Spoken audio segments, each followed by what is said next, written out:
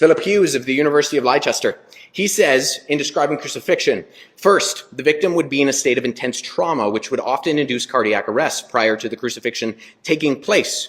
Over such a prolonged period, the victim would be dehydrated, causing hallucinations, confusions, and heat stroke. During crucifixion itself, continuous pain would have occurred due to the nailing procedure, whilst the scourge back rubbing against the rough cross would have aggravated bleeding. A large nail driven through the wrist could potentially injure the median nerve, causing significant pain.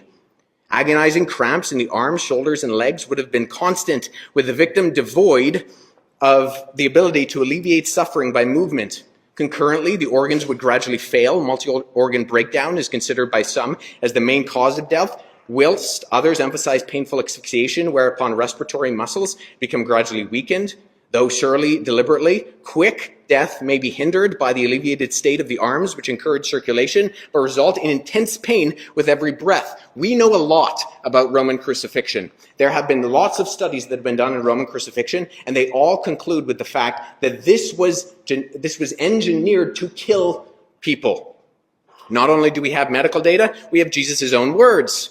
Jesus, in the Gospel of Mark, chapter 9, says, the Son of Man is to be delivered into the hands of men, and they will kill him. And when he has been killed, he will rise 3 days later. Gospel of Matthew, chapter 16, verses 21. From that time on, Jesus began to explain to his disciples that he must go to Jerusalem and suffer many things at the hands of the elders and the chief priests and the teachers of the law, and that he must be killed and on the third day be raised to life. Matthew also says in 27 verses 50 that Jesus cried out in a loud voice and yielded up his spirit. That is language of death. The Gospel of Mark says that Jesus uttered a loud cry and breathed his last. It's unambiguous. This is language of death. The Gospel of Luke, chapter 23, verse 46. And Jesus, crying out with a loud voice, said, Father, into your hands I commit my spirit. Having said this, he breathed his last. Gospel of John, chapter 19, verse 30. And he bowed his head and gave up his spirit.